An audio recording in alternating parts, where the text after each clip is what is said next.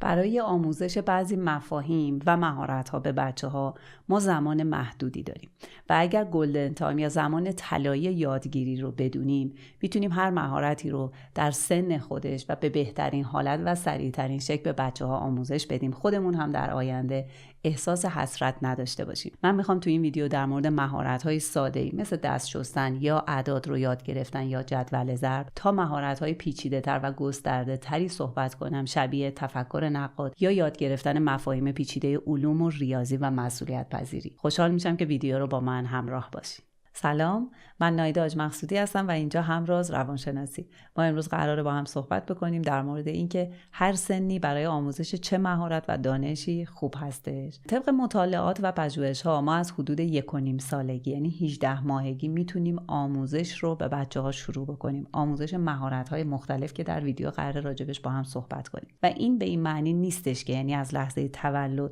تا 18 ماهگی هیچ کاری نکنیم و دست روی دست بذاریم. ما یه کارایی میتونیم انجام بدیم که پایه رشد رو برای بچه‌ها رقم بزنیم. قبل از اینکه بگم از لحظه تولد چه کارهایی باید انجام بدیم، میخوام در مورد کامیونیتی پستی که داشتیم با هم صحبت بکنیم. ما هفته گذشته یه نظرسنجی کردیم در چنل و سوالی پرسیدم این که بهترین روش آموزش به بچه‌ها از نظر شما کدوم هستش؟ 4 تا گزینه داشتیم. گزینه اول کلاس آموزشی و تمرین‌های منظم بود، بازی و قصه و تجربه‌های روزمره. گزینه دوممون بود دیدن ویدیو و کارتون‌های آموزشی. گزینه سوم و گزینه چهارم تشویق و جایزه برای انگیزه بیشتر. تا الان که این ویدیو رکورد میشه حدود 170 نفر به ما پاسخ دادن و تقریباً بیشتر از 50% گزینه دوم یعنی بازی، قصه و تجربه‌های روزمره رو گفتین. تمام این گزینه‌ها نقش دارن توی آموزش و یادگیری بچه‌ها، ولی دقیقاً 50% که جوابشون گزینه دوم بوده درست‌تر جواب دادن. بهتره به بچه‌ها خصوصاً زیر 10-11 سالگی ما بریم سراغ بازی و با سرگرمی و فان و بازی به بچه‌ها آموزش بدیم. ممنونم از اینکه تو نظرسنجی شرکت کردید. بریم ادامه ویدیو رو با هم دیگه داشته باشیم. از زمانی که بچه‌مون دنیا میاد تا 1.5 سالگی ما کاری نکنیم، دست روی دست بذاریم و هیچ آموزشی نداریم. نه، ما آموزش مستقیم نداریم ولی غیر مستقیم از لحظه‌ای که بچه ما دنیا میاد خیلی چیزا رو داره از ما یاد میگیره و ما میتونیم کارهای انجام بدیم که شبکه‌های عصبی که داره توی مغز شکل میگیره گسترده تر باشه و پایه‌های یادگیری بهتر در سن بعد اتفاق بیفته، یعنی از 1.5-2 سالگی به بعد که بچه میخواد مستقیما آموزش ببینه. 3 تا توصیه اصلی در منابع علمی میشه. اولیش تحرک حسی حرکتی هست، یعنی روی تمام حواس بچه کار بکنیم. از نظر شنیداری صداهای مختلف رو بشنوه با تون بالا و پایین، یا صدای حیوونا رو بشنوه. خودمون گاهی با صدای ملایم باش صحبت کنیم، گاهی با صدای بلندتر، یا توی خونه اگه تلویزیون یا ضبط رادیو روشن هست گاهی صدا رو کم و زیاد بکنیم. از نظر لامسه بچه ما از تایمی که بچه میتونه وسیله‌ای رو توی دستش بگیره اجسام رو با متریال یا مواد مختلف تو دستش بدیم که لمس بکنه. و بچه‌ها از هولوش 4-5 ماهگی به بعد دوست دارن که از طریق مزه و دهانشون محیط رو شناسایی بکنن. پس محیط رو براشون فراهم بکنیم و وسایلی که آلوده نیستن و اونها بیمار نمیشن رو بهشون بدیم. این فرصت رو بهشون بدیم. و یا مثلا برای حس بینایی بچه‌ها رو بلند کنیم زمانی که هنوز نمیتونن راه برن، حرکت کنن، توی خونه راه ببریم، یا وقتی بیرون هستیم اونا رو حرکت بدیم که محیط رو ببینن.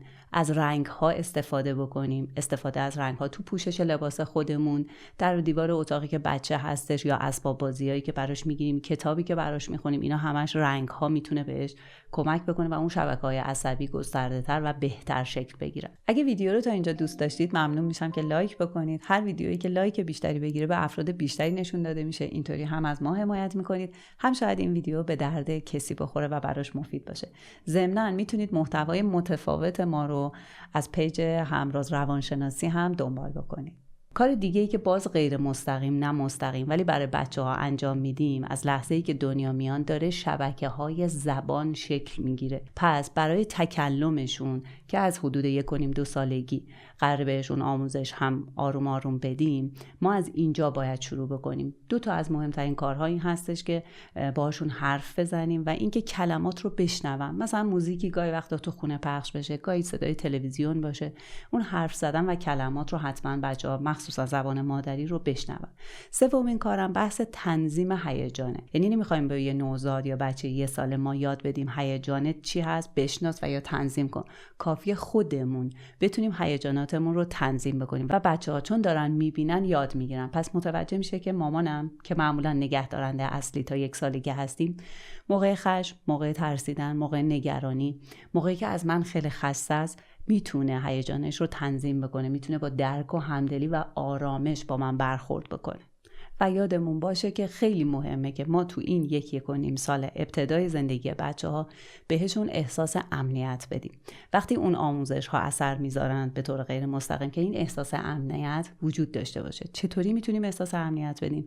وقتی که بچه ما متوجه میشه که ما دوستش داریم، پس بغلش میکنیم، نوازشش میکنیم، میبوسیمش، باهاش حرف میزنیم، وقت میذاریم، بهش لبخند میزنیم. همون تاچ شدن، کلی تحقیقات داریم که نشون میده چقدر میتونه حس امنیت به بچه‌ها بده. و اینکه نیازهاش رو به موقع جواب میدیم. بچه ما میتونه رفتار ما رو پیش بینی بکنه. اگر گریه میکنم برای که اونو مامانم رو میخوام یا گرسنه هستم یا یک نیازی دارم، سریع در دسترس من هست. پس قابل پیش بینی هم هست رفتارهای ما.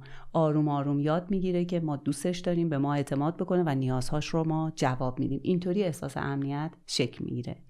و اما بریم سراغ دوره‌های سنی و اینکه ببینیم تو هر سنی چه مهارت‌هایی رو به بچه‌ها چطوری آموزش بدیم.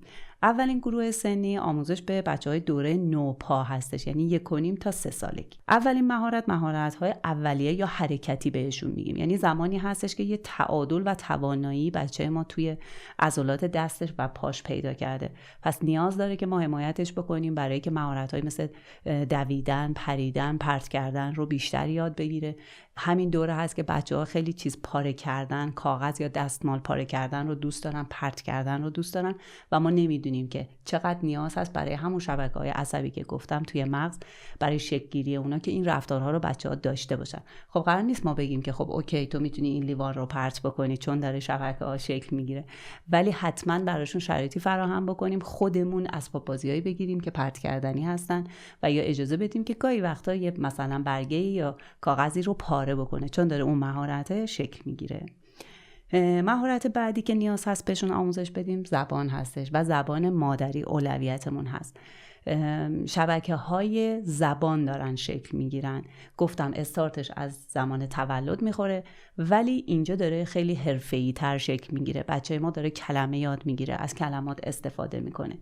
مهمترین کاری که میکنیم اینه که در معرض کلمه باشه. من همیشه به مراجعینم میگم بچه‌ها باید در معرض کلمه باشن.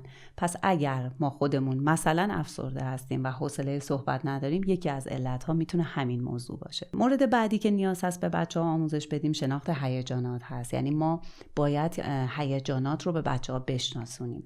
مثلا آها مامان پس عصبانی بودی دوستتو هل دادی؟ او تو الان ناراحتی. آها گرسنه که آدم میشه میتونه زودتر عصبانی بشه. در مورد یه همچین کلمات و احساسهای اصلی، ترسیدن، ناراحت شدن، خوشحال شدن، عصبانیت، در مورد اینا صحبت بکنیم و کلمات رو از ما بشنوه و کم کم احساس خودش رو پیدا بکنه. این کمک میکنه به خودآگاهی بیشتر از این سن. و آموزش دیگه‌ای که نیاز داریم تو این سن شروع بکنیم، اگر علاقه داشته باشیم یا به تناسب شرایط خونه‌مون، شاید نیاز باشه که بچه ما 2 زبانه باشه. زبان دوم رو هم مطالعات علمی نشون میدن که ما از این سن میتونیم شروع بکنیم، نه با آموزش مستقیم. یعنی اگر مثلا پدر با یه زبانی صحبت میکنه، مادر با زبان دیگه، هر دوتاش رو میتونه بچه بشنوه. و یا علاقه داریم که مثلا خودمون با زبان فارسی صحبت میکنیم، دوست داریم بچه‌مون یه زبان خارجی مثل انگلیسی رو یاد بگیره، در معرض اون کلمات میتونه باشه.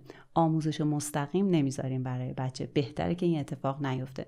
البته مطالعات نشون میدن تعدادی از بچه‌ها دیرتر هر دو زبان رو یاد میگیرن و کامل میشن. یعنی دوره زبانی که از 1.5 سالگی تا 6 سالگی زمان میبره، برای این بچه‌ها یه ذره دیرتر کلمه‌ها و جمله سازی و اینا اتفاق میفته. من یه ویدیو دارم دقیقاً در مورد همین موضوع، اینکه چرا بعضی بچه‌ها دیر صحبت میکنن، هم علت‌ها رو بررسی کردم و همه راهکارها رو هم گفتم. لینکش رو میذارم این بالا و میتونید مشاهده کنید. خب یادمون باشه تو این دوره ما قراره با بازی و سرگرمی و تفریح به بچه‌ها یاد بدیم. قرار نیستش که بشونیمشون و بهشون بگیم خب این مثلا مفهوم علوم رو تو میتونی اینجوری یاد بگیری یا زبان رو اینجوری باید حفظ بکنی. اصلا روش یادگیری اینطوری جواب نمیده. اگر هم بچه با ما همکاری بکنه، مشکلی در آینده به احتمال زیاد پیش میاد. بهتره که پس با بازی و سرگرمی باشه و یه نیاز بچه‌ها تو این سن و سال رسیدن به استقلاله. پس اگر خودش مثلا تو مهارت حرکتی یاد گرفته با دستش میخواد چیزی رو بخوره، بهش اجازه بدیم. میخواد لباسش رو خودش بپوشه، بهش اجازه این حرکت و استقلال عمل رو بدیم. آموزش گروه دوم یعنی گروه پیش دبستانی که از 3 سالگی تا 6 سالگی هستن. اولین موردش هم آموزش مسئولیت پذیریه. خیلی مهمه که ما از این سن شروع بکنیم، آروم آروم به بچه‌ها بگیم تو مسئولیت یه سری از کارا رو میتونی تو خونه داشته باشی. مثلا وقتی ناهار رو داریم ظرفا رو جمع می‌کنیم، تو میتونی لیوانا رو بیاری، یا تو ظرفا رو بشور، مثلا قاشقا رو تو بشور اگر خودش علاقه به شستن غذا داره، یا مثلا کاسه ها رو از اون قسمت کابینت وظیفه تو بیار. در مورد وسایل شخصی خودش هم جمع جور کردن و جمع‌آوری رو خوبه که از این سن به بچه‌ها یاد بدیم. حالا با همکاری کردن اول شروع می‌کنیم، ولی کم کم باید جزو وظایفشون باشه. مهارت بعدی که به بچه‌ها یاد میدیم از این سن مهارت ارتباطیه. اینکه بتونن خودشون رو معرفی بکنن، بتونن دوست پیدا بکنن، همون قهر آشتی کردن، شیر کردن وسایل. این ارتباط بین فردی خیلی مهم هست و استارتش از این سن میخوره. خیلی هم مهم هست توی موفقیت بچه‌ها. و موضوع بعدی مدیریت احساسات هست. ما دوره قبلی هیجانات رو به بچه‌ها شناسایی کردیم. الان میخوایم آروم آروم کمکشون کنیم که اونا رو مدیریت کنن. پس بهش میگیم که بهتر بود به جایی که دوستتو هول بدی از معلمت کمک میگرفتی. آها مامان تو ناراحتی؟ میخوای در موردش با هم حرف بزنیم؟ عصبانی شدی؟ پس بهتره که یه نفس عمیق بکشی، بعد بیای با هم راجبش صحبت بکنیم. پس آروم آروم شروع میکنیم به آموزش مدیریت احساس. و موضوع بعدی هنر هستش. نه به این معنی که بچه‌مون موسیقی دان بشه یا نقاش بشه، به این معنی که این سنین استارت خلاقیت خورده میشه و ما میتونیم با رشد خلاقیت تو بچه‌هامون روی مهارت‌های شناختیشون کمک بکنیم. مهارت‌های شنیداری، مهارت‌های دیداری و یا هماهنگی عضلات دست و چشم، اینها خیلی به هنر مرتبط هستن. به خاطر اینه که ما میگیم بهتره حتی اگه کلاس‌های آموزشی بچه‌ها نمیذاریم که خیلی بهتره، تو خونه و خیلی معمولی ازش بخوایم که موزیک گوش بده، برقصه، نقاشی بکشه. پس به منظور رشد خلاقیت میخوایم بریم سراغ هنر. و مورد بعدی مفاهیم علوم ریاضی هستن. مفاهیم، مثلا بچه‌ها مخلوط کردن رو دوست دارن، حبوبات رو با هم قاطی بکنن، یه تخم مرغ رو بشکنن، نمک و ادویه و زردچوبه بهش بزنن. اجازه این فعالیت رو به بچه‌ها بدیم. مفاهیم ریاضی رو بچه‌ها دوست دارن، مثلا اعداد رو دوست دارن، یا مثلا بهشون میگیم ما چند تا دوست داری، در جوابش مثلا اعداد رو استفاده میکنن. پس اینکه کم کم با عدد داره آشنا میشه یا مفاهیم علوم، ما هم در این زمینه بهشون کمک بکنیم. و مهارت بعدی مهارت‌های ورزشی هست که خوب از این سن شروع بکنیم و به بچه‌ها آموزش بدیم. اونم به خاطر هماهنگی‌های عصب عضله هستش که داره در این سن پایه‌ریزی بیشتری روشون صورت میگیره و بهتره که بچه‌ها رو تشویق بکنیم به مهارت‌هایی که از پاشون استفاده بیشتری بکنن، از دستشون بیشتر استفاده بکنن.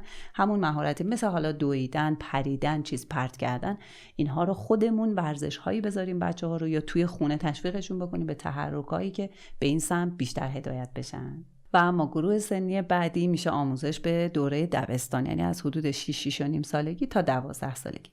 اولین مهارت ارتباطی هست.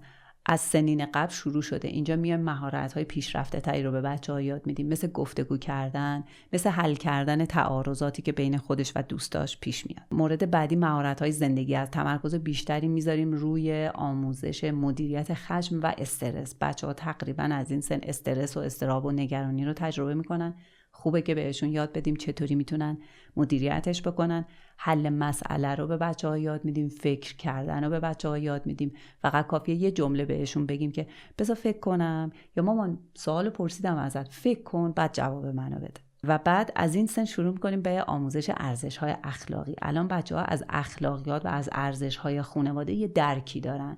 گاهی وقتا، نه اینکه به صورت سخنرانی و لکچر دادن، گاهی وقتا راجع به ارزش‌های خانواده به بچه‌ها یک جمله یا یک تک کلمه میگیم، تو ذهن بچه‌ها حتما میمونه. و موضوع بعدی که خوب از این سن شروع بکنیم مدیریت زمان هستش. ما می‌خوایم مفهوم ارزشمند بودن زمان رو بچه‌ها یاد بگیرن، آن تایم بودن و برنامه‌ریزی کردن و الان باید درستو شروع بکنی که تو اون تایم تموم بشه که اون تایم بتونی بخوابی. اینا مفاهیم مهمی هستن و از این سن شروع میکنیم به آموزش.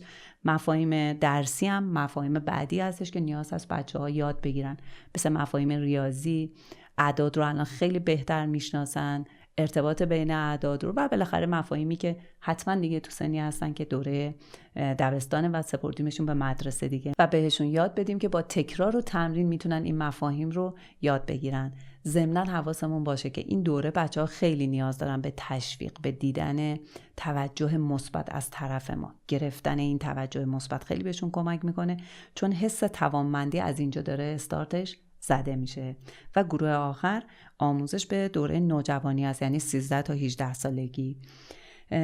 ببینید تو این دوره خیلی مهم هستش که ما به بچه‌ها استقلال عمل بدیم، چون خیلی مستقیما نمیتونیم دیگه چیزی رو آموزش بدیم. تقریبا میشه بگه آخرین دوره‌ای که بچه‌ها حرف شنوی زیادی از ما دارن و تحت تاثیر صحبت ما هستن همون دوره دبستان هست، یعنی تا حدود 11-12 سالگی. الان باز هم یه جورایی میتونیم غیر مستقیم یه آموزش‌هایی به بچه‌ها بدیم. مهمترینش هم این هستش که ما استقلال عمل رو به نوجوان بدیم. از استقلال عملی که از ما میگیره کمی از ما فاصله میگیره، به سمت گروه‌های دوستی میره و آروم آروم به اون هویتی که میخوایم برسه تو این سن و خیلی مهمه میرسه و کم کم یه سری مهارت‌ها رو خودش قراره که توی استقلال عمل یاد بگیره. ولی یکی از کارهایی که خوب هست انجام بدیم همون مهارت‌های اجتماعی یا مهارت‌های ارتباطی هستش، یا مهارت‌های زندگی بهشون میگیم. اونها رو هنوز هم میتونیم گاهی در موردش حالت پرسش و پاسخ، حالت اینکه گفتگوی صمیمانه داشته باشیم با هم، براش یه استارتی تو ذهنش بزنیم و در موردش با هم صحبت بکنیم که تشویقش بکنیم به اینکه مثلا خوب فکر بکنه، تحلیل بکنه، استدلال بکنه. خصوصا به خاطر رسانه و مدیا باید ذهن تحلیلگری داشته باشه، زیر سوال ببره دیتای ورودیشو و اون استدلال کردن خیلی کمکش میکنه که به اصطلاح بهش میگیم تفکر نقادی. یکی از مهارت‌هایی هست که ما خیلی نیاز داریم. بقیه آموزش ها هم که میشه درس‌هایی که توی مدرسه است و دیگه ما سپردیمش به مدیر و معاون و معلمای مدرسه. کار خاصی ما نمیتونیم بکنیم، آموزش مستقیمی تو این سن نمیتونیم بدیم به بچه‌ها و نیازه که در یه فضای گفتگوی صمیمی با هم پیش بریم. مثلا اگه مدیریت مالی رو می‌خوایم الان بهش حرفه‌ای‌تر بسپاریم، باید تو این فضا ازش بخوایم و اگر بخواد که با یه روش دیگه یا آموزش مستقیم باشه دیگه الان به اصطلاح جواب نمیده، ارتباط خوبمونم از بین میره. و یادمون باشه از نظر روانشناختی تو این دوره بچه‌ها نیاز دارن به اون هویت برسن و برای رسیدن به اون هویت ما قراره 1 استقلال عمل بهشون بدیم، 2 مراقب رابطمون باشیم، اینکه رابطه ما اون دوست داشتنه، احساس خوبه، عشق توش باشه، احترام داخل این رابطه وجود داشته باشه تا این رابطه به اصطلاح کار بکنه. اگر عضو همراه کانال یوتیوب همراز باشید میدونید که ویدیوهایی در زمینه ارتباط خوب و مؤثر با نوجوان و کودک ما اینجا داریم. داره به شما 2 تا پلی لیست معرفی میشه، هر کدومش رو شما میتونید ازش استفاده بکنید و ویدیوهای متعددی که در زمینه کودک یا نوجوان هست رو ببینید و بهره ببرید. متشکرم از اینکه ویدیو رو همراه من بودید. خوب و خوش باشید. خدا نگهدار.